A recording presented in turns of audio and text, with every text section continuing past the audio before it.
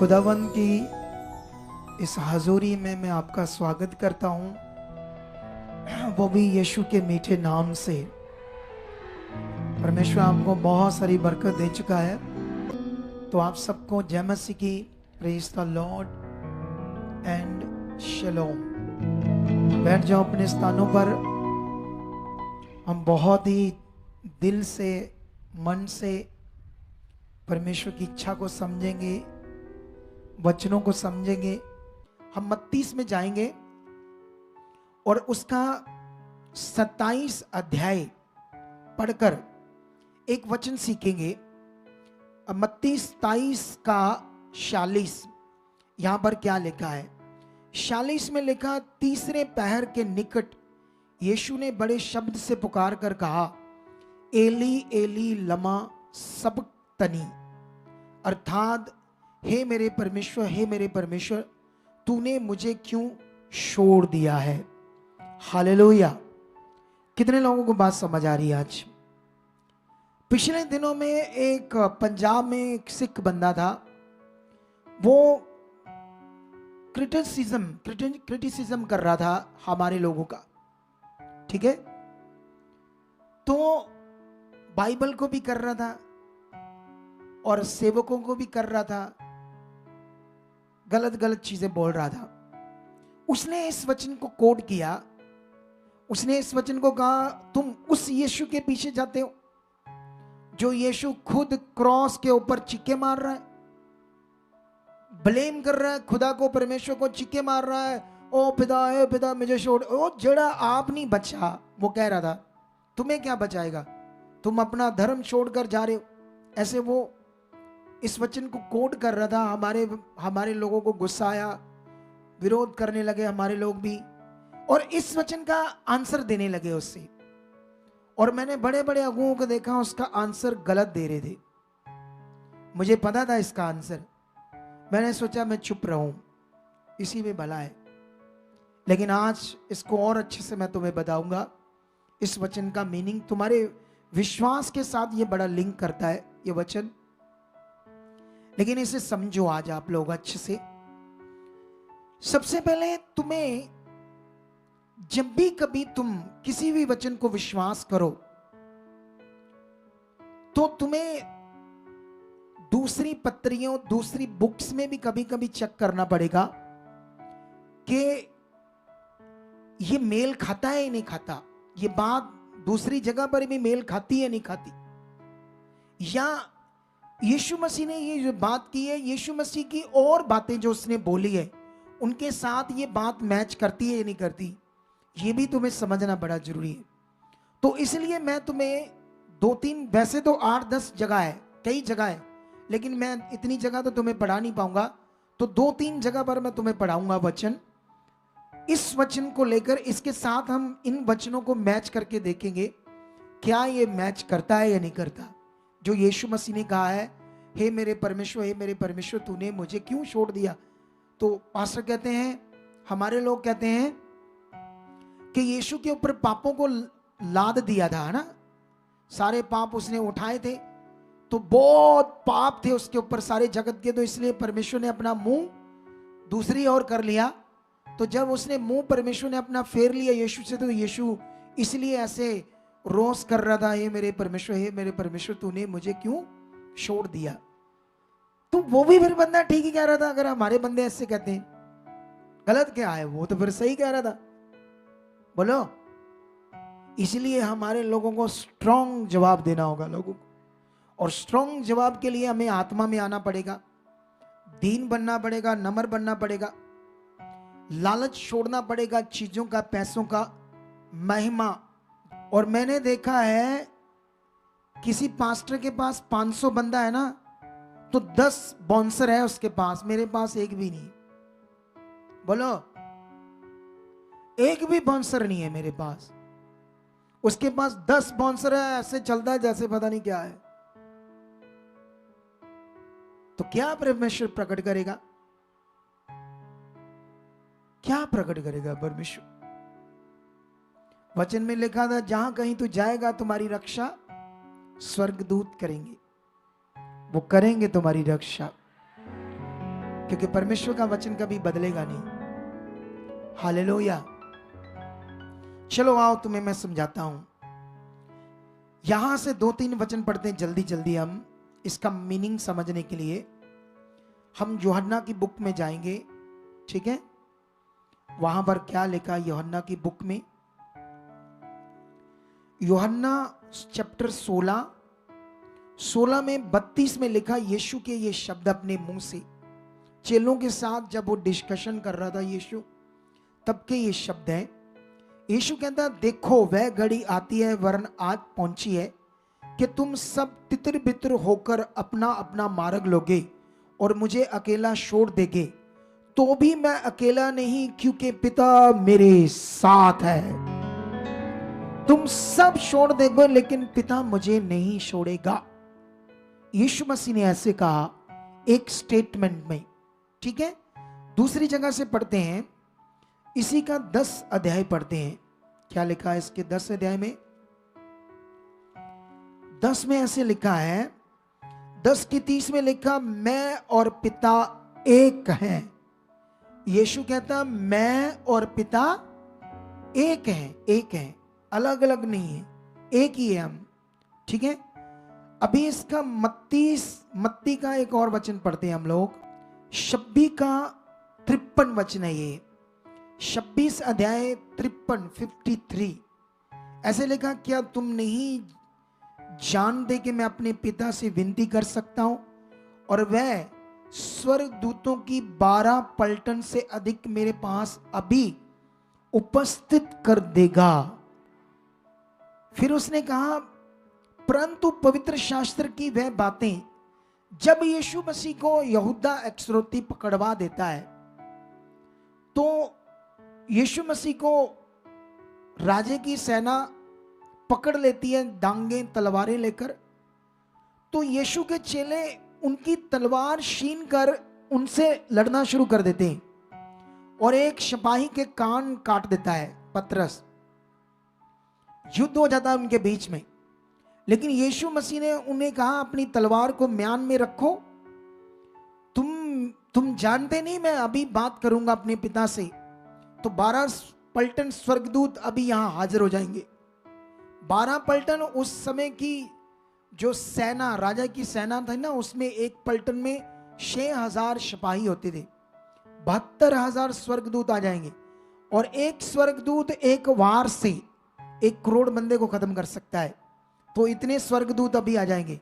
फिर यीशु कहता है, लेकिन पवित्र शास्त्र की वह बातें कि मेरा पकड़े जाना और मेरा क्रॉस पर चढ़ना कितना जरूरी है जगत को बचाने के लिए, फिर वो कैसे पूरा होगा अगर तुम इनसे झगड़ा करोगे? मैं तो आया इस काम के लिए हूं। तो इस वचन से समझ आता है यीशु का क्रॉस पर चढ़ना तो ऑलरेडी यीशु को पता है, ऑलरेडी ये तो प्लान है दुनिया को बचाने का। तो यीशु ऐसे बात क्यों बोलेगा, हे मेरे पिता तूने मुझे क्यों छोड़ दिया? बोलो। और बाकी ये जो वचन है ये भी मैच करके देखो, क्या मैच हो रहे हैं ये वचन? उस बात से नहीं हो रही। सुनो, एक वचन और पढ़ते हैं आपके लिए, कुलसियों से एक वचन पढ़ते हैं। वैसे बहुत सारे और वचन है, लेकिन मैं अभी अकॉर्डिंग टू टाइम, हमारे पास इतना टाइम तो होता नहीं है संगति में कि बहुत आराम से सब कुछ बताते जाएं। ये ऐसे लिखा है 2:9 में आत्मा के द्वारा लिखता है प्रेरित पौल, क्योंकि यीशु में ईश्वर तब की सारी परिपूर्णता संदेह वास करती है। हालेलुया। यीशु में परमेश्वर तब की सारी परिपूर्णता संदेह वास करती है यीशु मसीह में। यीशु कहता, मैं और पिता एक हैं, तुम सब छोड़ दोगे लेकिन मेरा पिता मुझे नहीं छोड़ेगा। अच्छा, तो वहां पर ऐसा हो सकता है यीशु ने ऐसा विषय हुआ होगा? नाले यीशु कौन है? पिता ही तो खुद है, पुत्र के रूप में पैदा हुआ, तो किसको पकड़ना किसको छोड़ना है? बोलो। तो कैसे लोगों को समझ आएगा सही विभाजन, एक्सप्लेन? तो मैं बताता हूं यहां पर क्या हुआ। एक्चुअली में यीशु मसीह अरबी भी बोलते थे,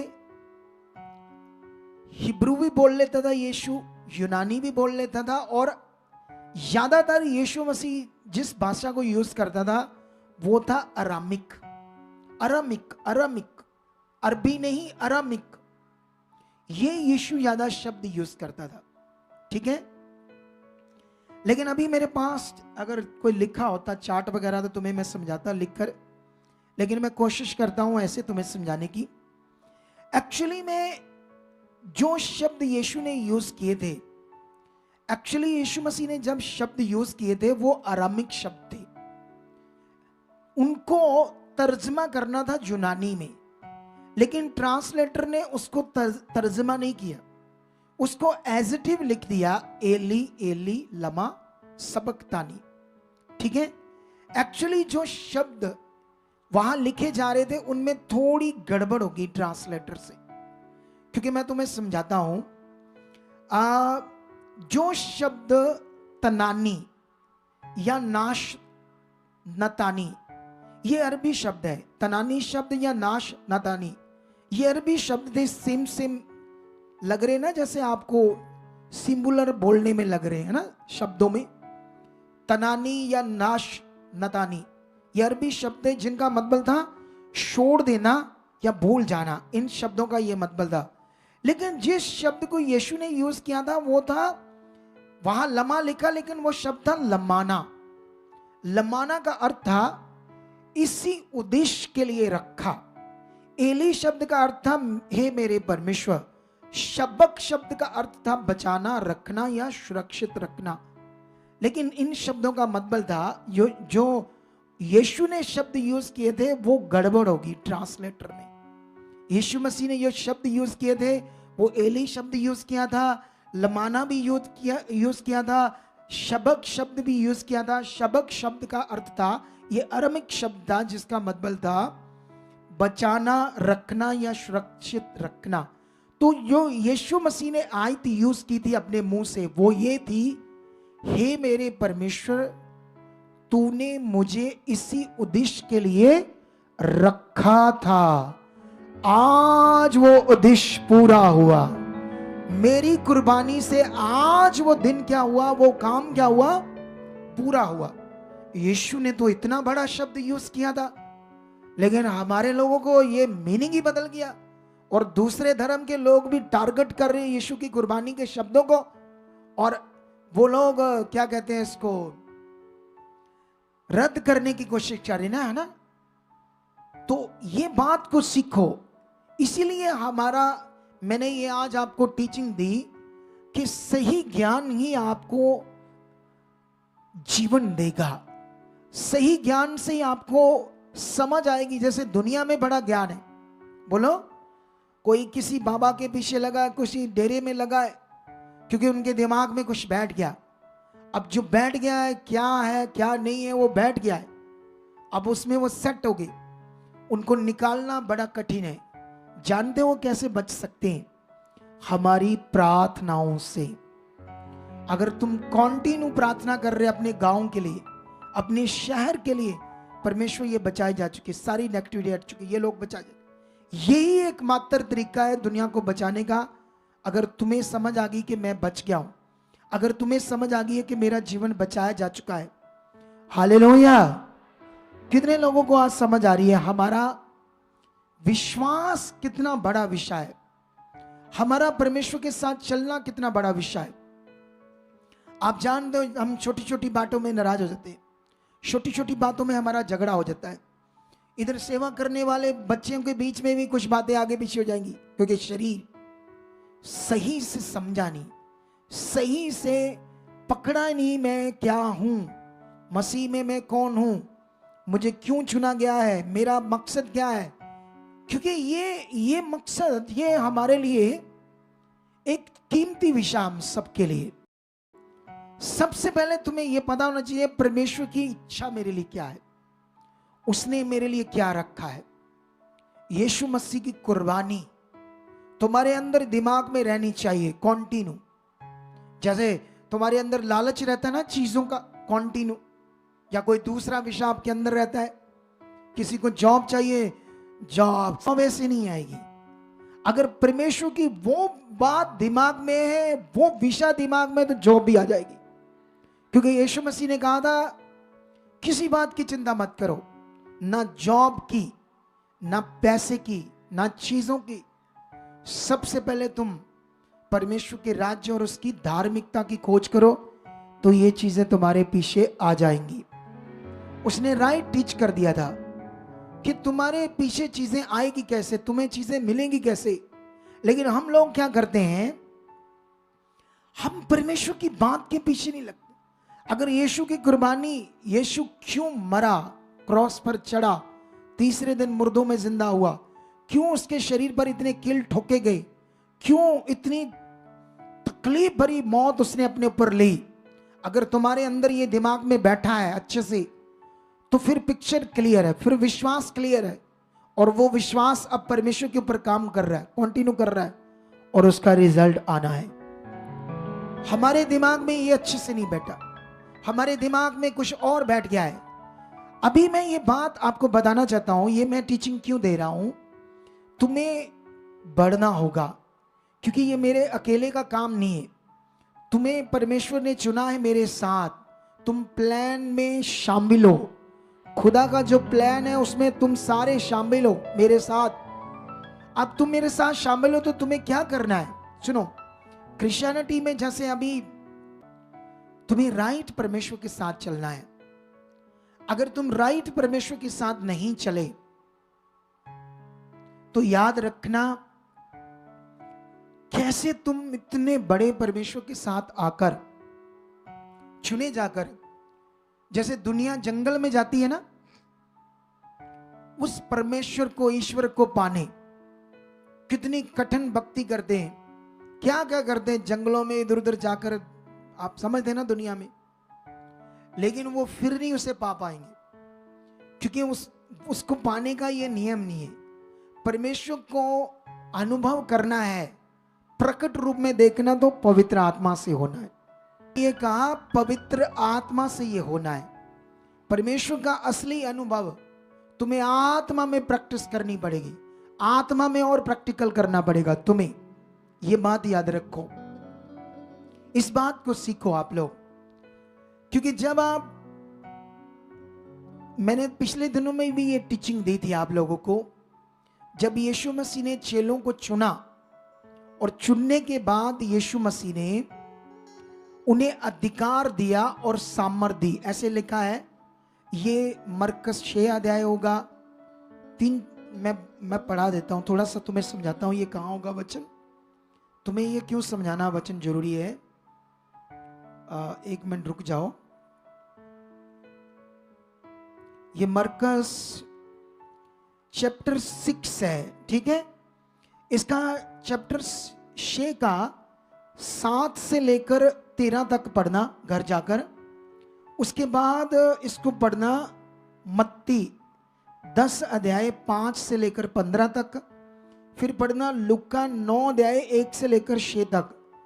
यहां पर क्या होता है, सुनो तो देखो मेरी तरफ। यहां पर क्या होता है, यहां पर बाइबल में यीशु मसीह ने कहीं भी तेल यूज नहीं किया खुद, और ना चेलों को कभी शिक्षा दी तेल की। लेकिन चैप्टर 6 में, मरकस में, ये 6 का 13 में ऐसे लिखा कि चेलों ने दुष्ट आत्माओं को निकाला और बीमारों पर तेल मलकर उन्हें चंगा किया, ठीक है, ऐसे लिखा। लेकिन ये एक ही वचन 3 जानों ने लिखा है, यीशु के 3 चेलों ने। मत्ती ने भी लिखा है इसको, और लूका ने भी लिखा है इसे, और मरकस ने भी लिखा। ये तीनों चेले हैं एक ही विषय को, जो यीशु मसीह के साथ, यीशु मसीह ने जो सिखाया था, चेलों को चुनकर, अधिकार देकर, सामर्थ देकर नियुक्त किया था, उस समय तीनों ने उस विषय को लिखा है। 2 ने तो तेल के बारे में नहीं लिखा, लुका और मत्ती ने नहीं तेल के बारे में लिखा, सिर्फ मरकस में लिखा है एक ही विषय को, ठीक है। लेकिन यहां पर मैं बताता हूं, जब तुम अच्छे से पढ़ोगे तो यीशु ने कहा, ना तो रोटी लेना, ना झोली लेना, ना बटुआ लेना, ना पैसे लेना, ना जूतियां पहनो, ना 2-2 कुर्ते लो, और ना लाठी, ना कपड़े, ना रूपा, ऐसी चीज। यीशु मसीह ने कहा ये चीजें नहीं लेनी। बोलो, यीशु मसीह ने कहा ना लाठी, ना, अगर दूसरी जगह है यहां लाठी शब्द नहीं आएगा तो दूसरी जगह पर आ जाएगा। वहां पर ऐसे लिखा, ना लाठी, ना रोटी, ना कपड़े, ना झोली। झोली मतलब बैग जिसमें चीजें रख सकते हैं। ना जूतियां पहनो, ना पैसे लो, ना बटुए लो। यीशु मसीह ने उन्हें किसी भी प्रकार का चीजों को लेने से मना किया। जानते हैं ऐसा क्यों किया यीशु मसीह ने? यीशु मसीह उनका फेथ को इतना बड़ा प्रकट करना चाहता था। यीशु मसीह सिचुएशन के बीच में कैसे खुदा से सब कुछ आना था उनके लिए सारी चीजें अवेलेबल होनी थी। उनके विश्वास से, उनके भरोसे के साथ सारे काम होने थे। इस चीज में यीशु ने स्ट्रॉन्ग कर रहा था चेलों का कि तुम्हें परमेश्वर से मांगना होगा। अगर तुमने सेवा करनी है तो किससे मांगनी है? क्योंकि तुम अगर मेरे पर डिपेंड हो गए, तुम कभी भी परमेश्वर का असल अनुभव नहीं कर पाओगे, असल काम नहीं कर पाओगे, असल उसके साथ चल नहीं पाओगे। इसी तरह यीशु मसीह अपने चेलों को ऐसा तैयार कर रहा था ताकि उन्हें पता चले परमेश्वर कितना पावरफुल है और हर जगह वो खड़ा हो जाएगा तुम्हें जीवन देने के लिए, डिलीवरेंस देने के लिए, तुम्हारे काम करने के लिए, तुम्हारे मुहैया करने के लिए। हम इसका उदाहरण पुराने नियम में, नए नियम में देखते हैं। कैसे जंगल में खाना उतर रहा था, 40 साल तक भटक रहे थे, कैसे उनके लिए खाना, कैसे समुद्र दो भाग हो रहा था, कैसे चट्टानों से पानी निकल रहा था। तो ये था परमेश्वर की ओर से अवेलेबल होना काम चीजों को। तो ऐसे उन्हें डिपेंड कर रहा था यीशु।